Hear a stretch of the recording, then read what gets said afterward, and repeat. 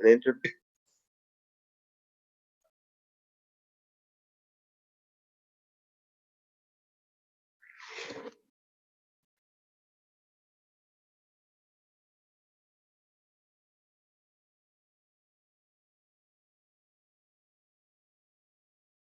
Wait, we're live? Okay, well,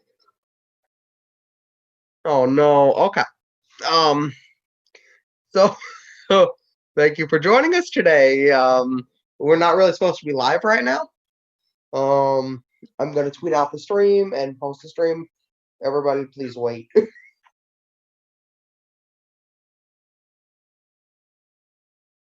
The people. All right, what's up, Curb Roast Roundtable discussion fans? I'm the editor and 10% owner of the company, Brad. Nice to meet you guys. This is our good friend Shane over here. My man, he's got the suit on and got the red shorts underneath it. Let me see. Yeah, we're waiting on Madelyn Hoffman. I've had the pleasure of being in call with her twice now, and she's a Three very nice times. lady. Yeah, she's a very nice lady. Very much like her.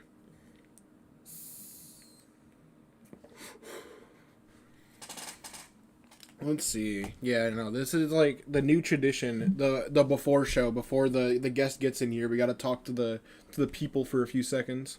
Right, so we're waiting on Madeline Hoffman. She'll be here soon. We're gonna be doing a town hall. She'll answer your questions. Yeah, turn your phone on silent. Definitely. I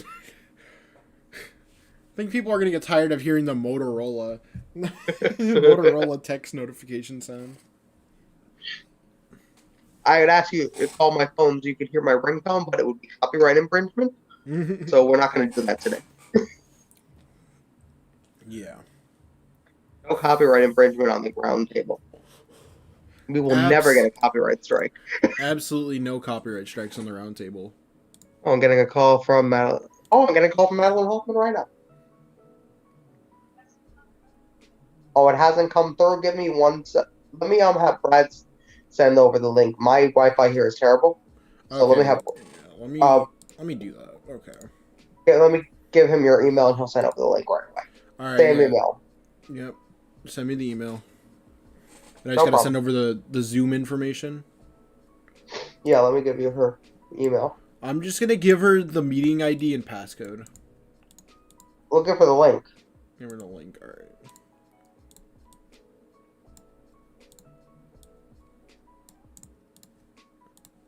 All right. We will not be revealing Madeline Hoffman's email address on this edition of Curb Roast Roundtable Discussions. Yeah, we're not doing that to one of our special guests. She's been here about 3 times, and she's done 2 interviews and a town hall. I just sent you the message you sent me at the company. So we are waiting on Madeline Hoffman. She will be here soon. Yep. How many? Do we have any viewers right now?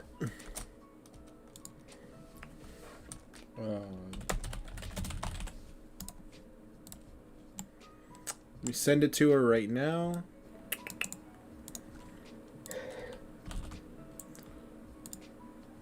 There you go, sent. Okay. Do we have any viewers? Do we have any viewers? We have 1 viewer. Okay. Everyone who's watching, share the stream.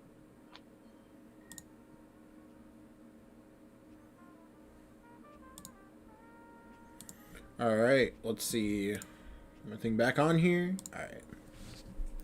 I'm gonna be sharing the stream to Facebook now. So anyone who has me on Facebook, well, actually, it's most of the people I know and political affiliates. So. Let me.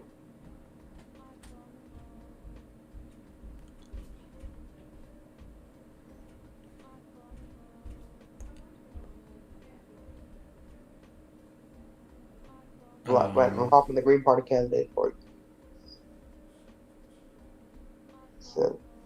Senate. Okay, Madeline Hoffman is here. I'll be admitting her now.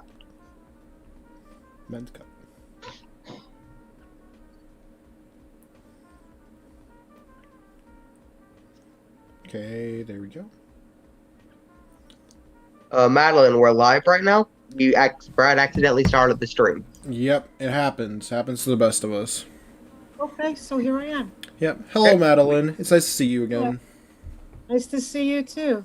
Yep. What Uh, book are you reading there in your image there? hmm Yep. All right. So now that we've officially started, all right, I'll leave the rest to you, Shane. sure. So before we start, I do want to ask. I saw a tweet from you and three other candidates who are running for Senate in New Jersey, and I want to ask what that's about before we get started. Okay, well, that is something we should talk about tonight, I would think. Um, it is an effort by the three independent candidates for U.S. Senate, um, who are running again, obviously running against Senator Cory Booker. It's an attempt on our part. I'm going to adjust the light here. Um, Hmm? it's an attempt on our part to to persuade Senator Cory Booker to to participate in a debate, and also to persuade media outlets to hold a debate. Because on the national level, Howie Hawkins, our presidential candidate, is arguing or trying to convince people that he should appear on the debate stage with Biden and Trump. In New Jersey, in the race for U.S. Senate, we're just trying to get a debate. You And don't then even have a debate. we don't even have a debate with Senator Booker. Our idea is to have one, and then of course, when you have one, when the debate is held, as a Green, we believe that all ballot qualified candidates should participate. So we have an effort going by Veronica Fernandez, who's running as an independent, Daniel Burke, who's running as a LaRouche independent, and myself, who's obviously running as a Green here. We have a petition that's going to get people to sign to say they want to see a debate like this. And then we went yesterday, the three of us, we went to Senator Booker's office in Newark and stood outside of the gateway where his office is and challenged him to a debate. And one of the three of us went to Rick Mehta, the Republican candidate for Senate, who's she went to one of his meetings to invite him to join us, because you would think that he too would want to have an opportunity to tell New Jersey where he stands on issues. And for us, we want a chance to tell New Jersey where we stand on issues, but Hmm? um, we also want people to have a chance to hold Senator Booker accountable. He's debated nobody through the primary. He never debated. He had His, were people running against him in the primary? yeah, Larry, a fellow named Larry Ham, and there was one opportunity where both were booked to speak to a group of African American women, Hmm? and a lot of people in the progressive community were poised to listen in, because that would be one opportunity to hear Senator Booker debate or civilly discuss issues with his challenger in the primary. Hmm? The event was supposed to start at 6, I think. At about 1 o'clock, people were informed that it was canceled, that Senator Booker would not appear, that he somehow coincidentally just happened to have another event scheduled for exactly the same time. How many And rather be at? yeah, I mean, that had been advertised for at least a week, maybe 2 weeks. Okay. So at the 11th hour, he decided he did not want to be part of it and did something to wriggle out of that. That was back in the summertime. And since then, there has been absolutely no even whisper of him participating in a debate with his four challengers, one Republican, three independents, one of which is me. Um, and some in the media have said he's going to just glide right back into office. And Who's not even going to debate the Republican? Okay. what's that? He won't even debate the Republican, I'm No, assuming. no, he's going to glide right back into office. He's going to. It's a sleepy Senate campaign. There's nothing going on. Booker is just going to waltz right in, and that's because the media have decided somehow, hands off. We're going to put the crown on his head. We're gonna let him just, no hands. He doesn't have to dirty his hands in debating any of his challengers, and that's that. And we say, those of us, the three of us independents, say absolutely not so fast. And so we've set up our own debate for Wednesday, October 14th. So if we can't get Booker and Mehta to appear, we'll have our own debate. And we're going to continue to put pressure on media outlets and put pressure on the two of them to have a debate. It doesn't matter if one's expected to win by a landslide. He still has an obligation to talk to the people of New Jersey, and the people of New Jersey have a right to know who their choices are. But if he's going to win so easily, what's he so afraid of? Well, that's the other side of that. He's going to waltz and march right in. Why does he? Yeah, he should just say, "Hi, welcome all challengers. Come on, come one and all, and I can take on all of you at one time." But some years there are 15 people on a ballot competing for the U.S. Senate seat, and There's only 5. only 5. Why can't you have a debate with everybody? 5, just 5. Okay, Just not so bad. So why, there should be no debate at all about whether or not all the ballot qualified candidates should be on the stage, and why no one. I mean, I was talking to one media outlet who said, "Oh well, we can set up a forum for you guys, but we can't call it a debate because if Cory Booker and Rick Mehta aren't there, it won't be a debate." And Like I would say, if I were you, we can invite them. And if they choose not to show up, that's on them. exactly, but instead he was saying, they're not going to show up. I can't call it a debate. Well, why exactly? Why don't you go after them? Why don't you try? And why are you so sure that they won't come? Who said what to whom in the back room somewhere? That sent the media scurrying away from Senator Booker on the debate. They're holding debates in certain congressional districts. There are debates that some of these media outlets are organizing. League of Women Voters, Chambers of Commerce, media outlets, they're holding debates. So what's sacred? What's so sacred about Senator Booker? Oh yes, the League of Women Voters, the ones who should be holding all the debates, as far as I'm concerned. That's correct. No, they're better than the Presidential Commission on Oh Debate. God, we started on them.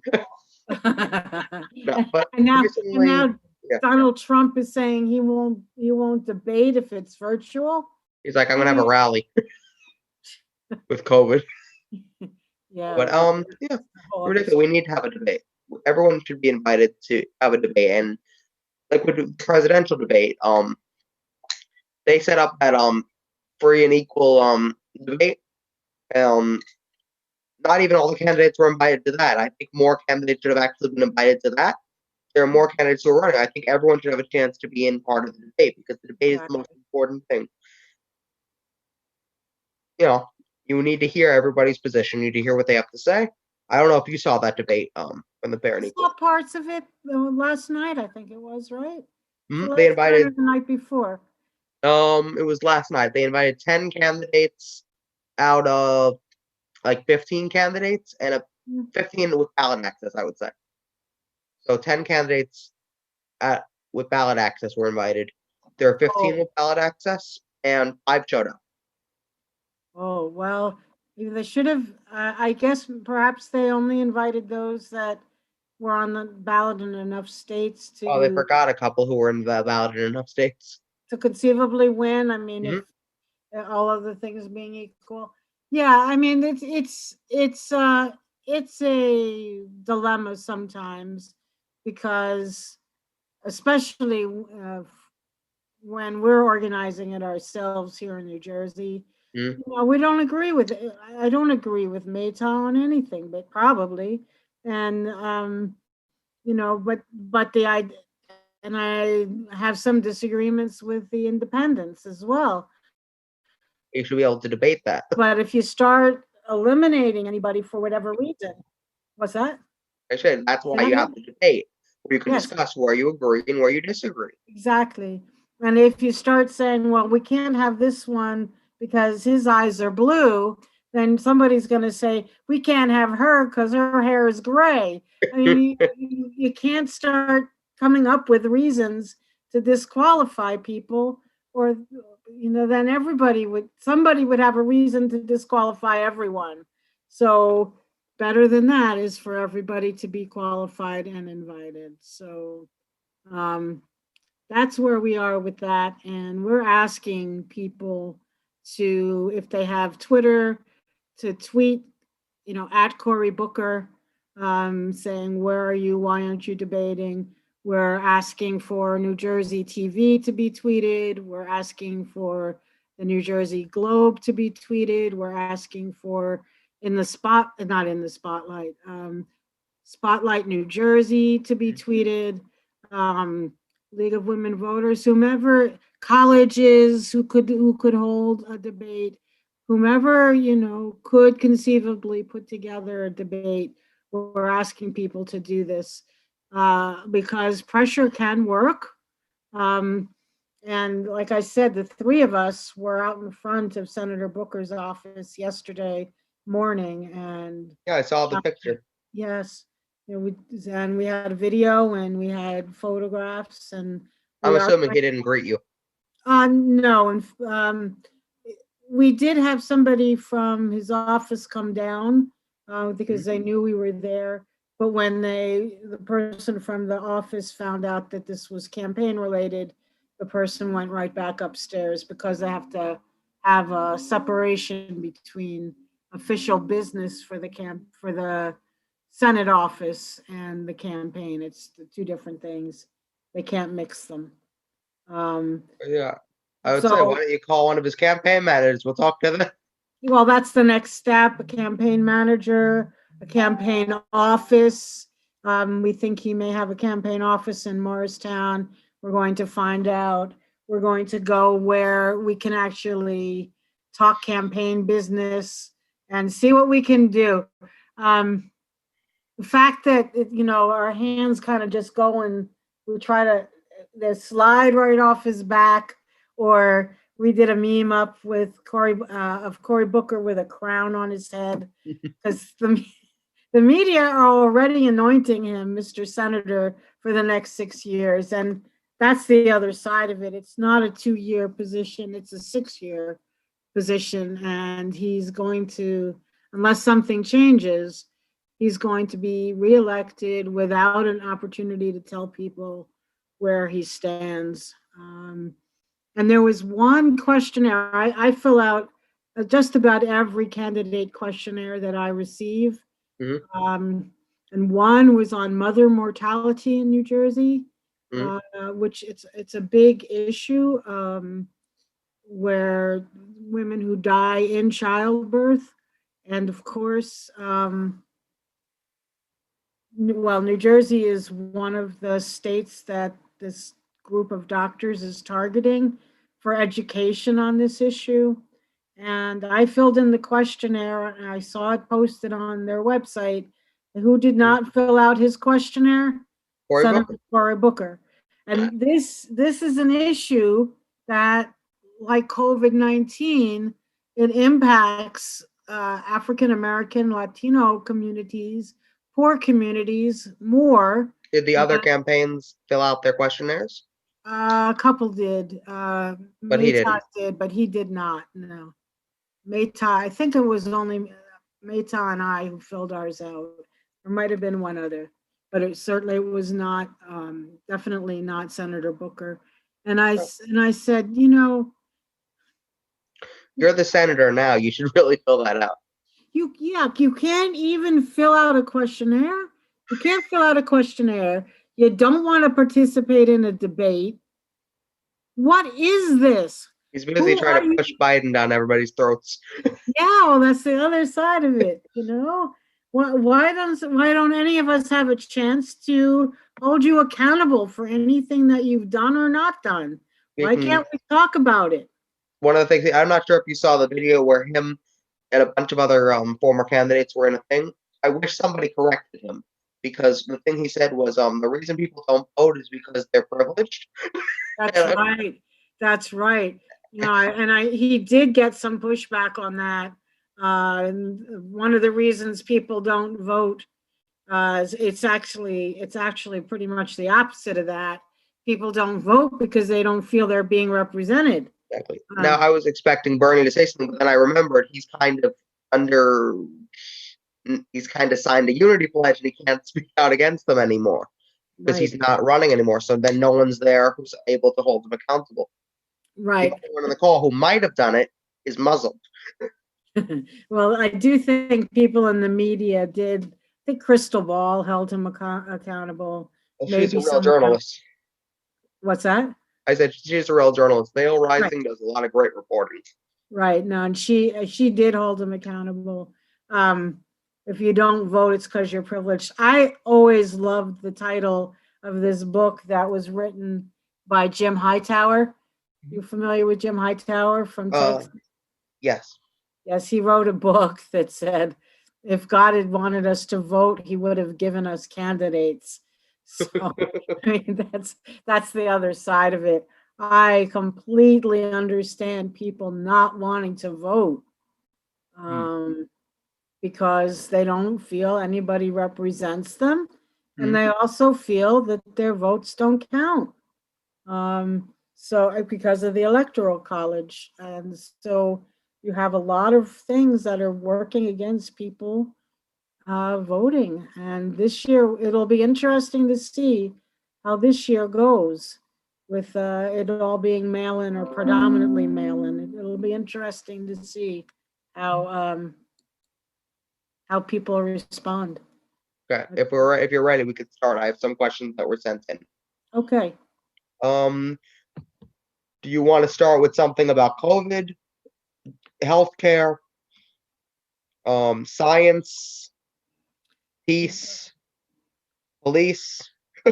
It doesn't matter. You know that I was a peace activist for almost 20 years, so that would likely be an easier question for me.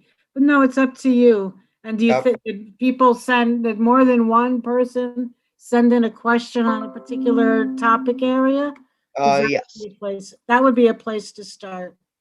Okay. More than one person sent in questions about Afghanistan. Oh, okay. Okay. Let me go with they all kind of are saying the same things. Let me just go with this one. This one Okay. says, we've been in Afghanistan for so many years.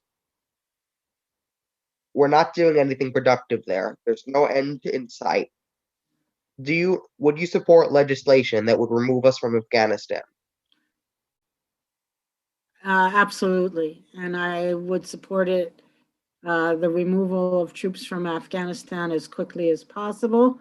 By the end of 2020, in fact, the thing is that, and it's interesting. It almost passed without me noticing it this time. 2 days ago, Wednesday, was the anniversary. October 7th, 2001 was when the war in Afghanistan began.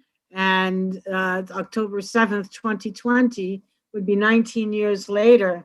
And there was virtually nothing in the press. I don't think it was debated at all with the VP in the VP debate.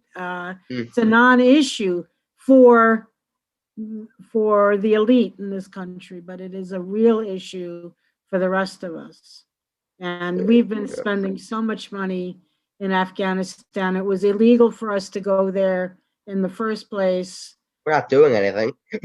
Well, we're Well, spiral. It's the violence continues to spiral. right. Um, the last time we had a chance to influence it was way back when Obama was president. Mhm. He was debating whether or not um, to call for a surge of troops going into Afghanistan, and we got a lot of attention in our office on that because something might have happened. He went ahead and engineered the surge, even though we were completely against it, and a lot Oh, of you have a people. cat. Yes, I do. She's curious here. um, I went to Afghanistan in 2005. I was there for 10 days or so. Year Uh, 4 of the endless war. what's I what's said year 4 of the endless war. Year 4 of the endless war. Oh, year 4, yes. I Of the thought you endless said war. you're 4. And I said, no, I'm not 4. Year 4. And things were starting to unravel then. Mm. They were never great, but they were starting to unravel then. And we had on our itinerary, we were supposed to visit a nurse in a province. I'm forgetting which one at this point. And turns out she had to come out to visit us in Kabul because the security issues around where she was were too great to have us go there. So this was as you said year 4, and things were not good. There was a cholera epidemic in Kabul that year. And the healthcare system was falling apart. Electricity was off and on and off and on.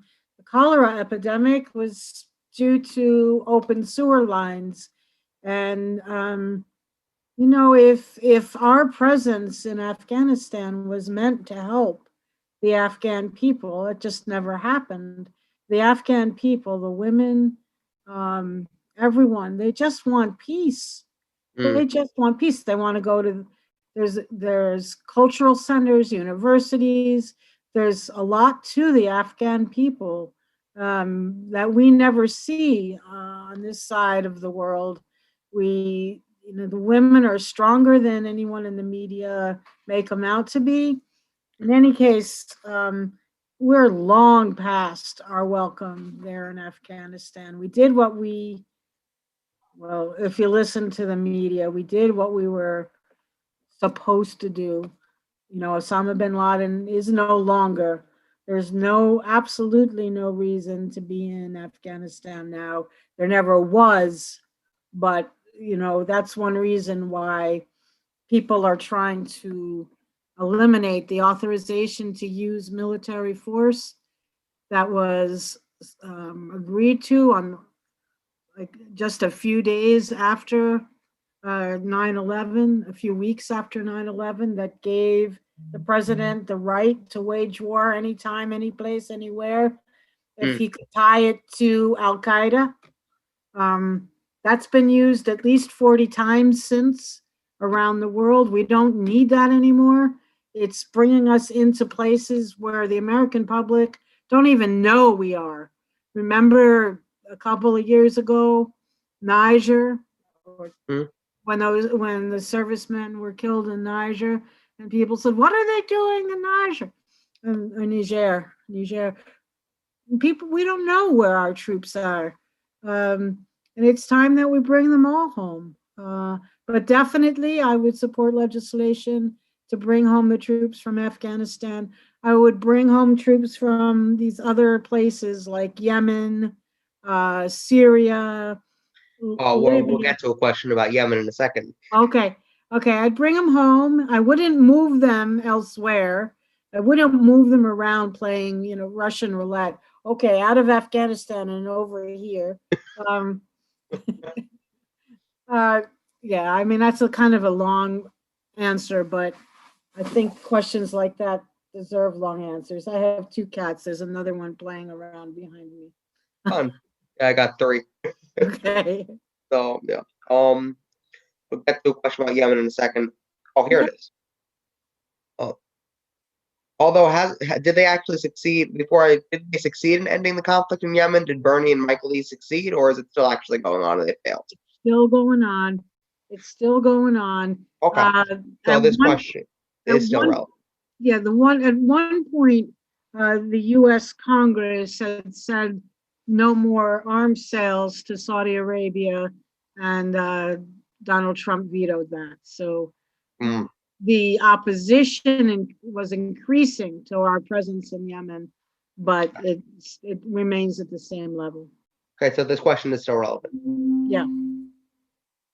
Here's the question. Bernie Sanders and Michael Lee tried to stop the genocide in Yemen with legislation, and would you support working with them to continue their work to stop the genocide in Yemen? We've been helping the Saudi Arabia do genocide in Yemen. Sorry, tired. Genocide in Yemen for a long time. You agree it's time to move our troops back? And would you work with Bernie Sanders and Mike Lee on this legislation?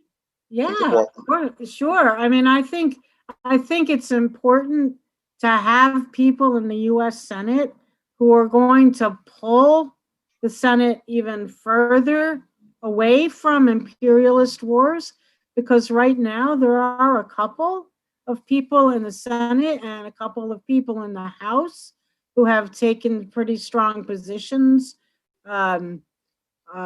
Ending the Israeli occupation of Palestine, cutting the military budget by 50%, ending the war in Yemen, and the like. But they're so few. They're in a sea of people who support the military and the military-industrial complex. So they may be strong, but everybody else is pushing them or pulling them away from their position. I would want to be, even pulling them further towards ending imperialist wars. And I've spoken in front of the Saudi embassy a couple of years ago, and in front of the White House that same year. I've spoken about how the United States relationship with Saudi Arabia is not a healthy one. Of course, the United States powers that be don't necessarily agree with me. It was only when the reporter was found mangled that there was concern about Saudi Arabia. We get oil from them, I believe, oil subsidies or something to that effect. Yes, and we've heard Donald Trump say, "Oh, he doesn't want to ruin our relationship with Saudi Arabia because we make too much money from them." Yeah, I mean, the military-industrial complex is about making money, and this is not a good thing when it comes to people's lives. And there was something else that just happened in Yemen too, but I'm forgetting. Something to do with COVID-19, but I'm forgetting what it is. Let's go to a different subject now. Okay, here's one. Not too long ago, Nancy Pelosi talked about negotiating drug prices, but only on 25 to 35 drugs. And I lost the question. And Senator Josh Hawley, Republican, also talked about negotiating drug prices, but all of them in his bill never got through. Would you support negotiating all prescription drug prices and any legislation that would effectively do so? Yes, I would definitely support that. My opponent, Senator Cory Booker, didn't seem to support that when he voted against a bill a number of years ago that would allow the United States to import generic drugs from Canada at a lower price. Nice. I don't know. I mean, people have been talking about Senator Booker as being in the pocket of the pharmaceutical companies ever since. I don't know where he stands on this right now, but I do know he does not support single payer improved and expanded Medicare for all. He may now sort of give it lip service and say over time, let's do this, but we need a total revamping of our healthcare system, to off of relying on private insurance industry and onto single payer healthcare, where people don't have to worry, especially during this pandemic. 30 million people who lost their jobs, then lost their health insurance. People who, if they don't have enough sick leave from their job, they were concerned about how they were going to, staying home and losing their job, or going to work, staying home, staying safe, and losing their job, supposed to, being able to get the health care they needed. We really, COVID-19 has shown so many flaws in our health delivery system and our health insurance system. And I'm totally in favor of negotiating drug prices. And why Nancy Pelosi would say, yeah, I'll agree to negotiate, but only 25 to 30 drugs. What the heck is that? 25 to 35. Oh, 35. Sorry. Give her credit. I shortchanged her. What are we doing? Why? Which 25 to 35? Are they hypertension drugs? Are they drugs for asthma? Are they drugs for cancer? How is she going to decide which ones can be negotiated and which ones can't? Will some diseases be discriminated against? It makes no sense. That's not an answer to our. You really didn't say. Yeah. And then she never wrote the bill. Yeah, and the other bill was never brought forward. So it's the United States health delivery and health insurance system is terrible. That's why I will say that in a word. And it needs total restructuring in order to be something useful to people. And if this pandemic doesn't provide the motivation to do that, then I have no idea what will. Here's one about science. Let's go to science. All right. What is your opinion on raising the budget on sciences, spending more on NASA and other scientific departments, instead of spending money on endless wars? Well, the part about instead of spending money on endless wars is something I agree with entirely.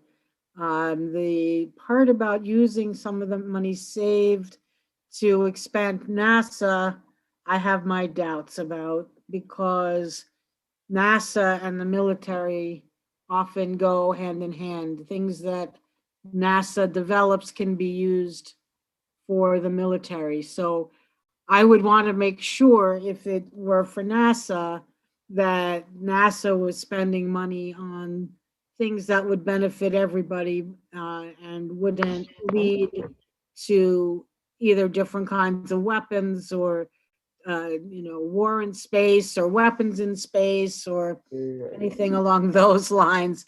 Because NASA, space exploration on its face, I remember Carl Sagan, and we have a curiosity about the world outside of our own, the galaxies outside of our own, and that there's nothing inherently wrong with wanting to learn about that. It's when it becomes like a laboratory for the military that I get a little bit uneasy. And there's so many ways in which we could use that money that we take from the military. Let's say it's 50% of 740 billion, which is what we're spending on the military now. Mm-hmm. If we took 50%, if we took those $370 billion now and put it into community programs, public education, tuition-free college, waiver of student debt or elimination of student debt, cancellation of rents, not, moratorium, which then all these rents come due when the pandemic is gone. If And they're going to, in my opinion, if they're not going to cancel the rent, they should put it at the end because they put it right as soon as the moratorium is up. Then you got to pay 5 months of rent. exactly. If they're going to make you pay it, they have to put it at the end because otherwise you're not going to have the money.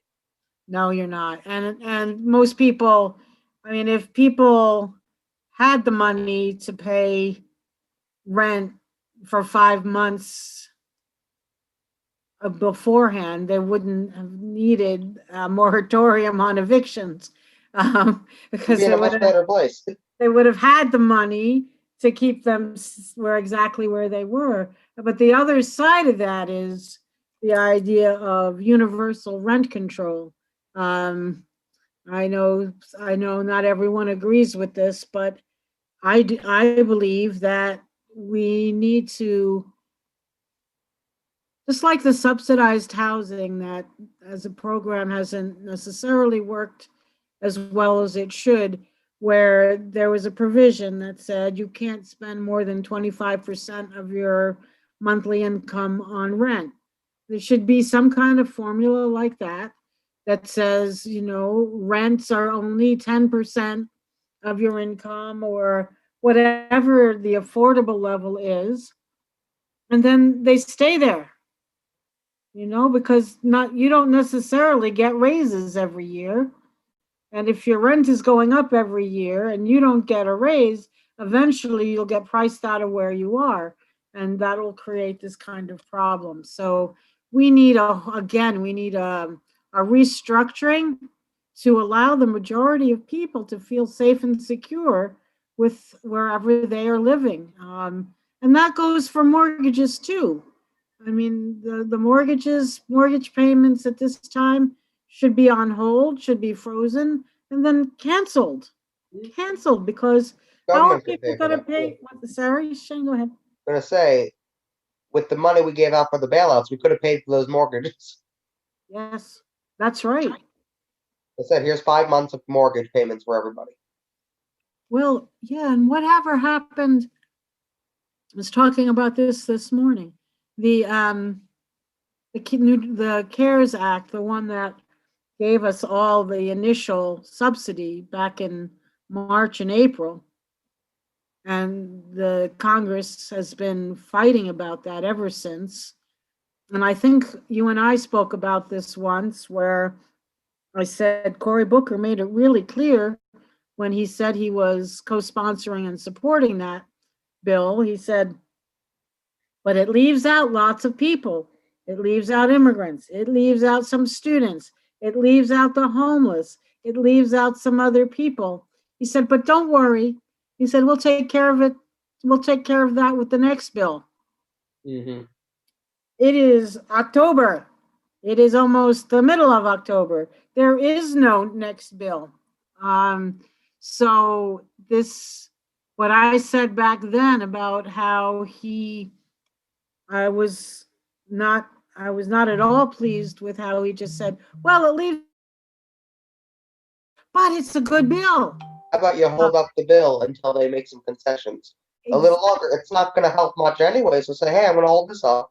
Here's some people who will hold it up with me. Say, hey, I got these progressives over here and these moderates over here who are saying, look, this bill is not good enough. Let's hold it up a little bit. Let's get some more stuff in here. Otherwise, you're not going to get this bill passed. And your corporate buddies aren't going to get their bailouts. Yeah, no, it's people need to stand in there and fight. And as we were saying at the beginning, Shane, the fact that Booker is not engaging in any debate on anything allows him to just walk away from this instead of being challenged on it. Instead of somebody being able to say to him, you said these groups are left out and that you would get back to them in round two. Well, where is round two? And And then the other thing that has not been discussed is a universal basic income. I think Bernie did raise it at one point, but it's lying dormant or otherwise inanimate on the floor. Oh, I can give you some context to that. Bernie Sanders, Ed Markey, and Kamala Harris pushed a bill for $2,000 a month. Correct? It Okay. never got to the floor for a vote. Then Kamala Harris got picked as the VP. They asked the Biden campaign, do you support giving everyone $2,000 a month until the pandemic is over? Do you support Kamala's proposal in the Senate? No comment was their response. Well, and then you have Kamala saying Wednesday night, we will not ban fracking. We will not ban fracking. We will not ban fracking. Very different too in the primary. The thing about her, I've noticed, is she tries to play the progressive, she tries to play the conservative, and she tries to play the moderate all at the same time. And you really don't know what she stands for, and that's kind of a problem. It's a big problem. And then the things where you do know where they stand, because obviously, even if she stood for something different, at the moment, Joe Biden would be the one making the decisions. And I just, I feel for those who think that because the ultimate goal is to remove Donald Trump from office, that it is okay to vote for somebody who supports intervention in Venezuela, who supports wars and sanctions elsewhere, who will not ban fracking, who does not support even the watered down version of a Green New Deal. I mean, these are all things that even Senator Cory Booker also supports. And that's why I'm running against him. He's not for a strong Green New Deal. He's not for an eco-socialist Green New Deal. He's not for deep cuts in the military budget. He's not for more money for public education. When he was mayor of Newark, he turned many of those public schools to charter schools. He's not for defunding the police. He may be for reforming the police, but the police, for example, someone has said it many times, chokeholds were banned in New York when Eric Garner was suffocated, choked to death with a chokehold. And they were banned already, but A lot of nobody's these reform bills they also push don't have any teeth. I'm not sure if right. you've noticed. They don't have teeth. They say, well, we're going to reform this, this, and this, but we're going to leave out how punishments if something goes wrong. Like if you choke somebody and the chokehold is banned, we're not going to include what happens in this bill. Well, the qualified immunity part, that's still there. Justin Amash is actually pushing that one. Who is? Libertarian Congressman Justin Amash. Okay. They won't let him bring that up for a vote, I believe. Well, because then you have Joe Biden again. I mean, I'm not running against Joe Biden, but Cory Booker supports Joe Biden, and Cory Booker, walks the same line. Joe Biden says he wants to put more money into the police, and as Greens, we want to. Oh, and the military. Yes, and the military. He even said that recently. You're right. I think I'm going to increase the military budget too, he says. Oh, and he also says he beat the socialist. Yeah. Well, he doesn't know what a socialist really is, but that's a great way to get people who supported Bernie to vote for you. Well, that's not his intention, is it? No, he wants the moderate Republicans. He's got a lot of, retired generals on his side and a lot of moderate Republicans on his side. He's polling at 5% with moderate Republican voters. That's not a lot, is it? No, it's not. Not at all. No, so all that for nothing, pretty much. Well, and that's the thing. I mean, I've written 2 pieces that I put on my blog because I couldn't get Common Dreams to print them about this whole strategy of voting for Biden and then moving him to the left. And what I've said is that people should vote green because we're already standing where you want us to be. Mhm. We don't need to be moved anywhere. We've been here. We've been talking about improved and expanded Medicare for all, an end to imperialistic and wars without end, single payer health care, and closure of of overseas military bases, uh, addressing climate change with the money we save from the military, and Right. also from cutting the military, and also by putting an end to the wars, we're putting an end to consumption of fossil fuels Right. that contributes to climate change. If So they were we're gonna, already, yeah, yeah. I'm gonna Go say ahead. if they were gonna try to move Joe Biden to the left, they would have done it before the election. There's no way you're gonna do it after the That's elections. The correct. time to move a candidate is when you have political power. When people who are on the left, like Bernie and Warren, were still in the race, that's when they had the opportunity to move him to the left. When the second they dropped out and immediately supported him, they lost the power to move him anywhere because you just said, "All right, we pledge to support you. We don't want you to do anything for us." That's right. Yeah, I didn't have to fight very hard for that because, and this is, the elephant in the room. Although maybe I shouldn't use that term, Mhm. because everyone, not everyone, but the Democratic Party's focus is removing Trump.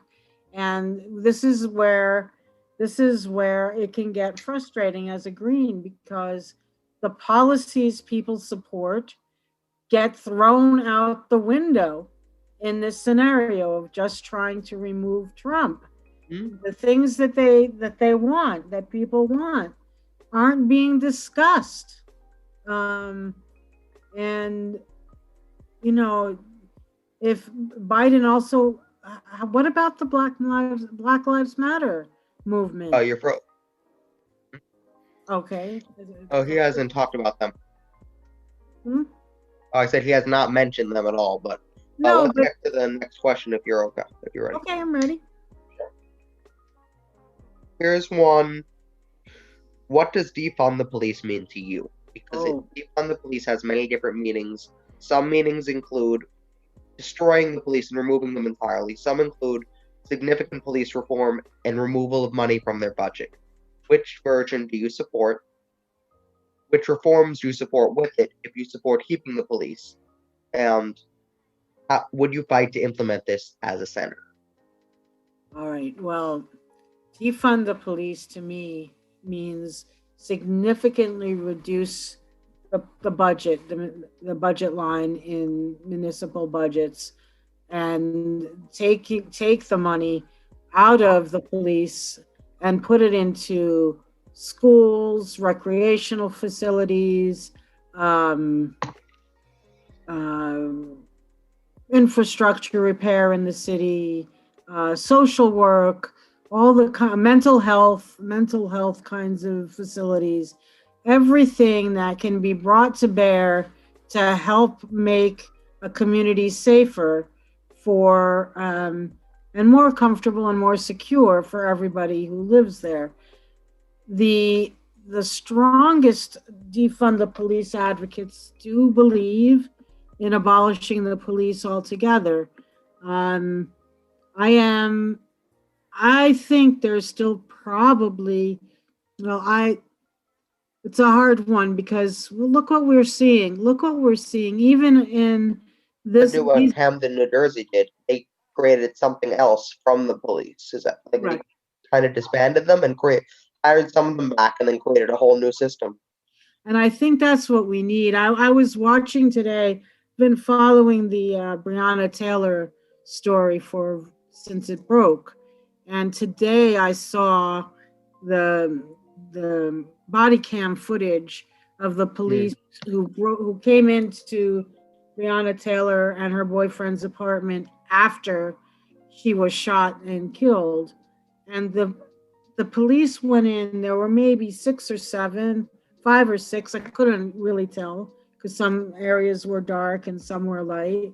They came in with heavy artillery, automatic rifles, and automatic weapons. Again, I'm not an expert on weaponry, so I don't know exactly what they were carrying. And they walked through the house, the apartment, saying things like, well, the body cams are on, so we better watch what we say. Be careful what you say. The body cams are on. Hmm. And but they didn't stop themselves from saying the female is down. And then they went over to her and somebody said, check to see if she has a pulse. She Hmm. doesn't have a pulse. And they said 3 or 4 times, she's done. She's done. And then they just kept walking through the apartment. So if you see that dynamic of, mostly in that case, um, it looked like white police officers, heavily armed, walking into an apartment where, you know, we've been hearing ever since the investigation began that maybe that they were looking for dirt on the boyfriend. It wasn't the boyfriend who was to blame. It was the ex-boyfriend who was to blame. But the police looked for dirt on the boyfriend. Uh, the whole system, what I'm trying to say, or what I'm trying to describe, is that the whole system is designed to prop up this idea that the police have a right to do whatever they want in the name of whatever this is. So essentially, you would support a system like Camden, New Jersey, where you have a whole new system Yes. incorporated. Okay. Yes. Yeah. I want to And get to part 2 of the question. If you want to finish your statement, or do you want me to go to part 2? That's the second part, right? The second part of the question says, do you support protections for police officers who report their colleagues for doing something criminally? Because in this current culture, when they will report their colleagues, there will be a lot of backlash, and sometimes they're afraid to because of what would happen. Do you support protections if they go? They're basically saying, do you support protections for people who will say, "Hey, my colleague just beat that guy up"? Yeah, I absolutely do. I used to. There was a group in New Jersey, Black Cops. Again, it was a long time ago. I don't remember the rest of the name, but that was one of the things that they did. They, as an organization, they were there to help protect um, other cops who spoke up, and to kind of get beyond that blue wall of silence. And we've even seen it recently, say in Buffalo, New York, where that older man was pushed down at the end of a rally, hit his head, and wound up in the hospital. I haven't heard anything about him recently, but there were changes in the rules for the Buffalo Police Department, and most of the police department in Buffalo went out at a work stoppage, saying, "Well, if those are the rules we have to abide by, then we don't want to be cops anymore." So there really is um, some people have said it's all cops in all situations, and that's why we have to abolish the police. I don't know if it's all cops in all situations, but the more we're watching this unfold in front of us, the more we see it's virtually every place, and in every situation that involves a killing that should never have taken place. The Jacob Blake killing, not killing, wounding, it's shot in the back 12 times, 12 bullets, however many bullets there were. Um, the latest one with a fellow named Jonathan, who was trying to break up a fight, and he went to shake the hands of one of the policemen. He was a bodybuilder and trainer. This black man, and the policeman shot him with taser. The man started to writhe because of the impact of the taser, and then the police shot him and killed him.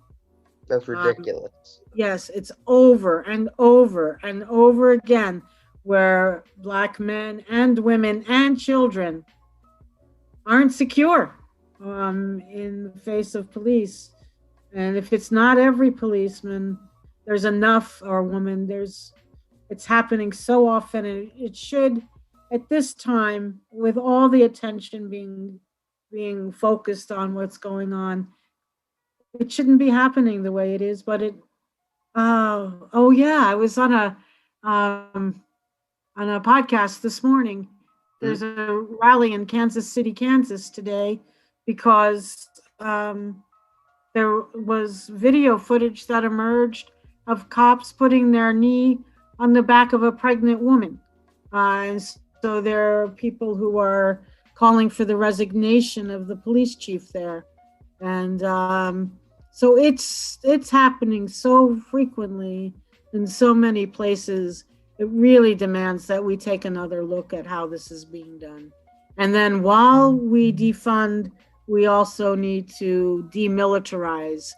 The Department of Defense has a program, I think it's S-1033, where they can just basically give away tanks and other military equipment that's no longer needed in Afghanistan or Iraq or elsewhere. And that should stop too. We shouldn't be using military equipment on our own people. Gonna go for 2 more questions. Okay. One is actually about qualified immunity, and this is a new question. The Libertarian Congressman Justin Amash has been trying to push a bill to end qualified immunity. Would you work with him in order to get that bill passed and introduced as a senator? I would. You know, I don't agree with everything libertarians stand for. I didn't agree with everything that Rand Paul stood for. But you know, when the filibuster, which Rand Paul went on, I think it was Rand Paul, wasn't it? Ron Paul is the older one, and Rand Paul is the younger one. I know. I don't remember which of the two. I think it was the son who did a filibuster on the whole issue of drones and the use of drones. And he was right on the mark about what the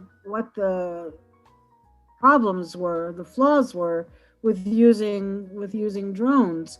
And there were some people who would say, why are you putting forward his testimony?